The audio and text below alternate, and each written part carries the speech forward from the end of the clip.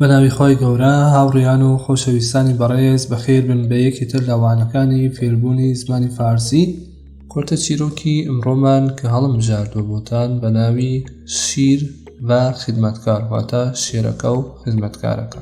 بەلەوە دەست پێ بکەین بەم کورتە چیرۆکە لەبیرتان نەچێ کاناڵەکەی خۆتان سابسکرایب بکەن و هەروەها زەنگۆڵەکە لێدەن با یوتیوب ئێوە ئاگادار کاتەوە بەو وانانەکە دایدەنین بۆ فێربوونی زمانی فارسی و هەروەها شەریکەن بۆ هاوڵەکانتان. باش دەست پێکەین بەم کورتە چیرۆکە. گفته می شود که یکی از خدمتکاران مورد بدرفتاری ارباب خود قرار گرفته بود. بنابراین او یک روز به جنگل گریخت. در آنجا با شیری برخورد کرد که از خار بزرگی که در پایش گیر کرده بود بر زمین افتاده بود. خادم شجاعت خود را جمع کرد و به شیر نزدیک شد و خار را از پای او در آورد. دەگوترێت یەکێک لە خزمەتکارەکان لەلایەن ئاغاکەیە و ماملەیەکی خراپ لەگەڵیە دەکرد، بۆیە ڕۆژێک بەرەو دارستانەکە هەڵات. لەوێدا تووشی شێرێک بوو کە بەهۆی دەڕکێکی گەورە لە پێدا لەسەر زەویەکە کەوتبوو. لە خۆی جەم کرد و نزیکی شێرەکە بوو و دەڕکەکەی لە پێ شێرەکە دەرهێنا. گفته می شود دەگوترێت که یکی از خدمتکاران که یکی لا خدمتکارکان مورد بدرفتاری لگلیه معامله‌ای باشی نکرد. مورد بدرفتاری واتا اخلاقی خراب. ارباب خود ارباب واتا آقاکه قرار گرفته بود. دلایان قرار واتا دانیان گرفته بود به یکو یعنی لگلیه معامله‌ای باشی نکرد. بنابراین بویا و یک روز لە ڕۆژێکدا بێ جەنگەل گریخت. هەڵات بۆ جەنگەڵ وەتە چی؟ دارستان.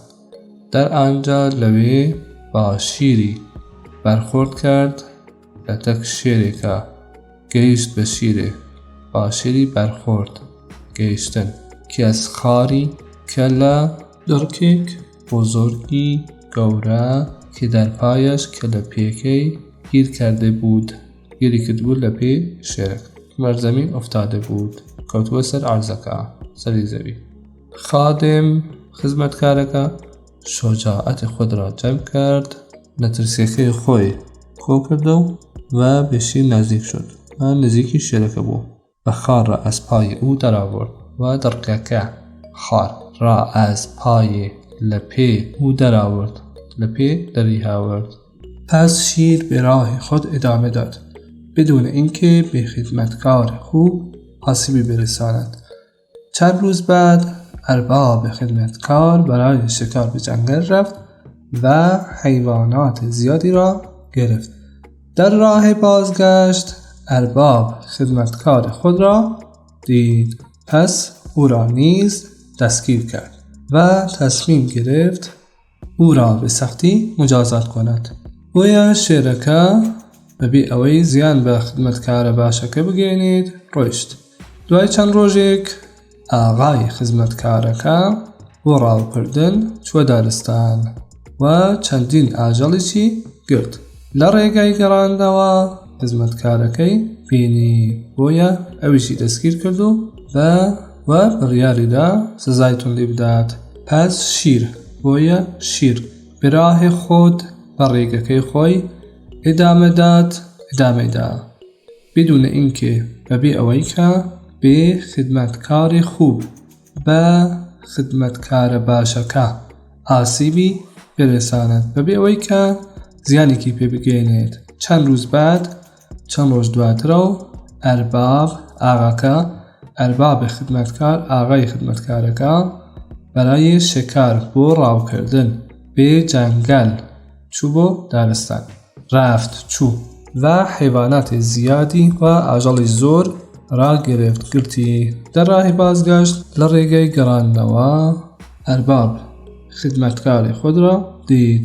ئاغاکە خزمەتکارەکەی بینی، پس او را نیز دەستگیر کرد. بۆیە ئەویشی دەستگیر کرد و دەست بەسەری کرد و تصمیم گرفت و بڕیاری دا او را به سختی مجازات کند.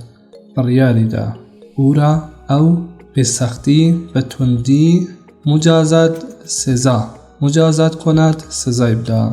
پس از خدمتکارانش خواست که او را در قفس شیر بیندازند.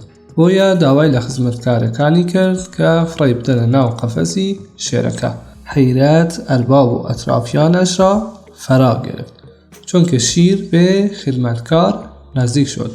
سەرسوورمان بوون ئاغاکە و دەوروبەرەکانی وەرگرت چونکە بۆ ئەوەی کە شیر بێ خدمەتکار نزدیک شد. شیرەکە نزیکی خزمەتکارەکە بووە، نزدیک و شروع کرد و دستی کرد به شروع کرد به لیسیدن صورتش که انگار حیوان خانگی است. دەڵێ دەموچاو خزمەتکارەکەی بە زوان پاکەو کردەوە کە ئەنگار کە وەکو بڵێ حیوانە خانگی، حیوانی خۆماڵیە. ئەمە نیشانەدا کە حیوانەکە ئاژەڵەکان سپاس دەکات لە خزمەتکارەکە بۆ دەرهێنانی دەرگەکە لە پێیە. هەمان شیری بود کە خدمەتکار چەند ڕۆژێ قبل بێ ئەو کۆمەک کرده بود. ئەمە هەرە و شێرە بوو. هەمان شیری بود کە خدمەتکارەکە چەند ڕۆژێ قبل چەند ڕۆژ لەمەوە پێش بێ ئەو کۆمەک کرده بود کە هاوکاری کرده بوو. بدین ترتیب بەم شێوازە خدمەتکار جانی سالم بێدەرد برد. خدمەتکارەکە ڕزگار بوو. جان یعنی گیان، سالم یعنی سالم بود، بێدەرد برد یعنی ڕزگار بوو و با کۆمەک شیر و بە هاوکاری شێرەکە توانی بەقیەی حیوانات را نجات دهد و بەقی ئاژەڵەکان ڕزگار بکات. دەرسی که از داستان گرفته شد. وانەی فێربوونی ئەم چیرۆکە چییە؟ دەڵێ بە دیگەران کۆمەک کنید. یارمەتی کەسانی تر بدە. هەرگیز نمیدانید چه زمانی به آنها نیاز خواهید داشت. هەرگیز نازانید کی پێویستت پێیان دەبێت. انجام کارهای خوب هەرگیز هەدەر نمیرود. ئەنجامدانی کارە چاکەکان هەرگیز بە فێڕۆ ناچێت. خۆشەویستان بەڕێزان، هاتینە کۆتایی ئەم وانەمانە. هیوادارم وشەی زۆر فێر بن. لەبیرتان نەچێت کاناڵەکەی خۆتان سابسکرایب کەن و شێریکەن بۆ هاوڵەکانتان و هەروەها زەنگۆڵەکە لێدەن با یوتیوب ئێوە ئاگادار کاتەوە بۆ کورتە چیرۆکانە کە دایدەنین. هەمووتان بەخوای گەورە دەست بێت. خۆتان لەگەڵ.